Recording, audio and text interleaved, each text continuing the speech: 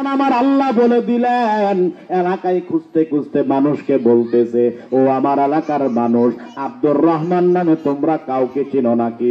তিনারা বলতেছে, না না না, আব্দুর রহমান কাউকে চিনি না, কারণ এলাকায় যারা গরিব মানুষ তাদের কেউ চিনে না, যারা ধনী মানুষ তাদেরকে সবাই চিনে। কথা কন ঠিক কিনা? এই জন্য আব্দুর রহমান যেহেতু একজন কাটুরিয়া মানুষ ছিল, কেউ তারে চিনে না। ও ইমামে গাজ্জালি এলাকায় ঢুকে বলতেছেন, ও মুরব্বী ভাই আমার, ইমামে গাজ্জালিকে বলতেছেন, ও আমার মা বোনেরা, ইমামে গাজ্জালি ও আমার বলতেছেন, ও আমার আল্লাহর বান্দারা, আব্দুর রহমান নামে এখানে কে মারা গিয়েছেন জানেন নাকি? কহ। সামনের এলাকায় যাওয়ার পরে তার সন্তানরা লাশ নিয়ে কান্নাকাটি করতেছেন। যাওয়ার পর ওই এলাকার ভিতরে কেউ নাই, ইমামে গাজ্জালি তিনি নিজে তারে সুন্নত তরিকায় দাফন করে যখন কবরে রাখলেন, কবরে রাখার পরে কবরের যেই গ্রাম দেখতে পারলেন, ইমাম একজন মাযহাবের ইমাম, আমার মতো নুরুদ্দিন ফরাজির মতো আলেম না। ইমামে গাজ্জালি কবর থেকে জান্নাতের সুরগান পেলেন। পাওয়ার পর এর রহস্য জানার জন্য তার সন্তানকে বলতেছে, বাবা তোমার বাবা কি এমন আমল করত, কবরে যেই জান্নাতের সুগান দেখলাম, কি এমন আমল করত তো আমরা বলতে পারি না। মায়ের কাছে জিজ্ঞাসা করলে জানতে পারবেন। মায়ের কাছে বললেন, ও আমার বাবি সাহেব, আপনার স্বামী কি এমন আমল করতেন? তিনি বললেন, ও ইমামে গাজ্জালি, আমার জামাই গরিব মানুষ ছিল, সারাদিন জঙ্গলাতে কাঠ সংগ্রহ করে বাজারে বিক্রি করতেন।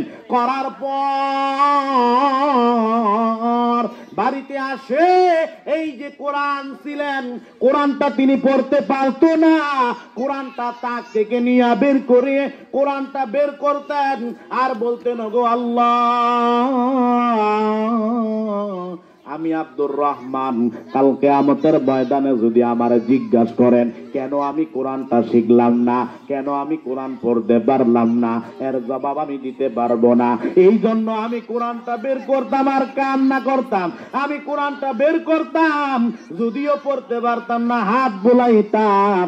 আমার আল্লাহর রাসূল জানায় দিলেন, ইমামে গাজ্জালিকে জানায় দিলেন, তিনি বুঝতে দেরি করলেন না, একমাত্র কারণ কোরআনকে ভালোবাসার জন্য আল্লাহ পাক তার কবরের মধ্যে জান্নাতের সুসংবাদ দিয়েছেন। সুবহানাল্লাহ বলেন।